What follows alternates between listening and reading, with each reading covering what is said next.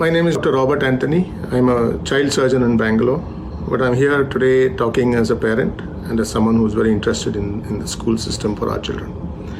I recently saw a forward in one of the parents' groups, and I just want to read the first few lines so that you get the context of what I'm going to talk about. This is written by a parent with no name. It said that online classes by private schools has exposed the poor quality of teachers across the country. Parents are now able to see teachers teaching on a real-time basis, and we are shocked at the way the teachers communicate and teach. The poor pronunciation, spelling errors, the harsh tone of voice, and the lack of warmth and the lack of friendliness in teachers has outraged many parents.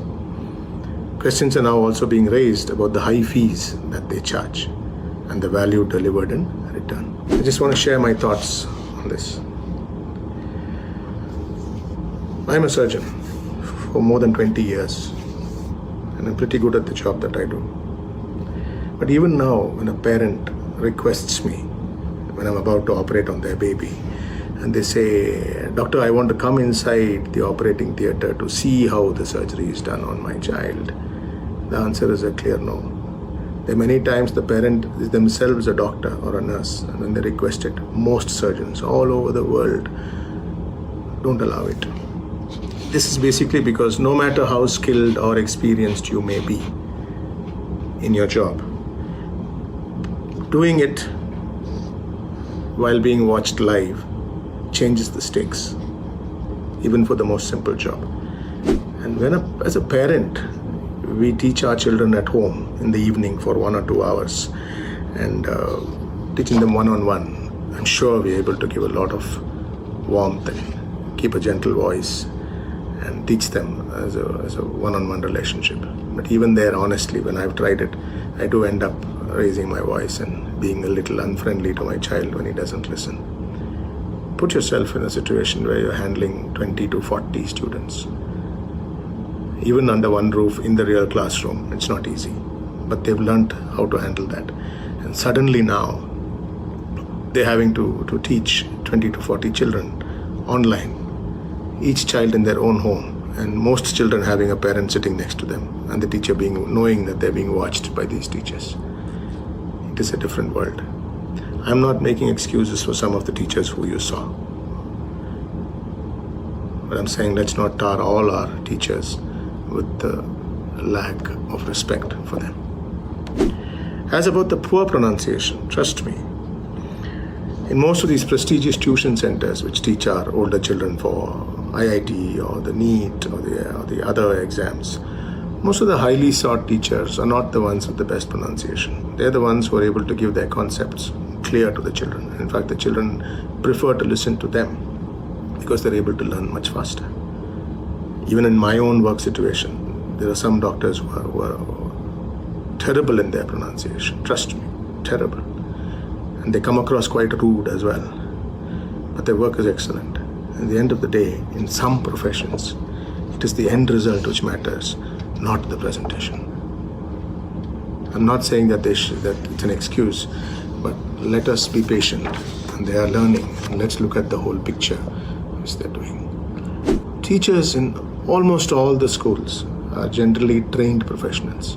If you have a doubt about their training, if you think that your school is employing untrained people, go check, double check, look for proof that they are trained.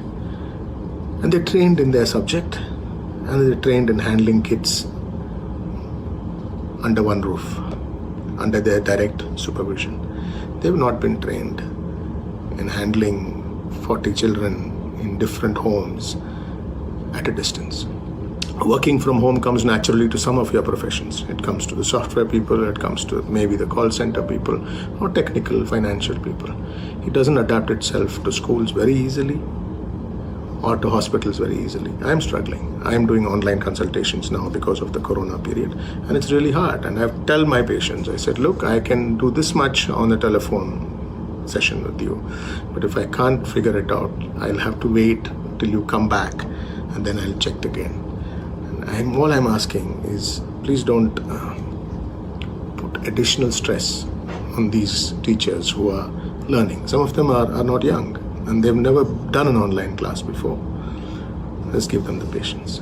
The future might well be homeschooling, because this might change the world of education completely. And I'm sure then that those of us who attach a lot of importance to the concerns which have been raised will be able to then do it from home and in a far better environment. And you are completely at liberty to choose this in the future. For now, don't be in a hurry. Don't be harsh. And in fact, the government of India has already provided the platform for open schooling, the NIOS, which will facilitate this in case some parents do move on to this, and they might well do it. There was an attempt to link this poor performance, as you perceive it, to the high fees which are charged by the school managements. If you have a concern with the fees, take it up with the school managements, or take it up as a parent body with your school management together. I'm sure the concerns are legitimate, but please don't drag our teachers into the fee issue. They are not part of that problem. They are not part of that issue. In fact, in this country, teachers are generally not paid well, and we have to really hang our heads in shame sometime that compared to the Western world, teachers may not be treated as well in this country.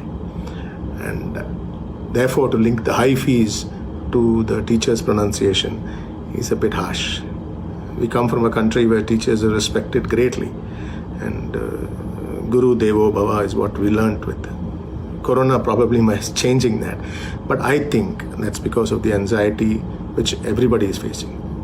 Our children are facing the anxiety. It's a world they've not understood at all, of not being able to go out or to meet their friends. They are in isolation at home without meeting their best friends and running on the field and getting their energy out. Our parents are under the same anxiety.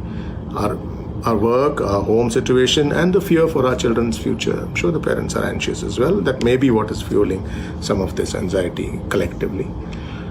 Our teachers also are at anxiety levels which are unparalleled before, because they are now learning to teach with every child having a parent like a helicopter hovering around the child. My honest suggestion, if your child is taking online classes, get them a headphone which shuts out the rest of the home environment. Let the child focus on the class. If you are next to the child throughout the lecture, your child is not going to focus on the class. He's also wondering what you're doing there. He's looking at your expressions, and if you hear something which you don't like and you shake your head in a disparaging moment, he will understand that, and he will also not pay respect to what he's learning.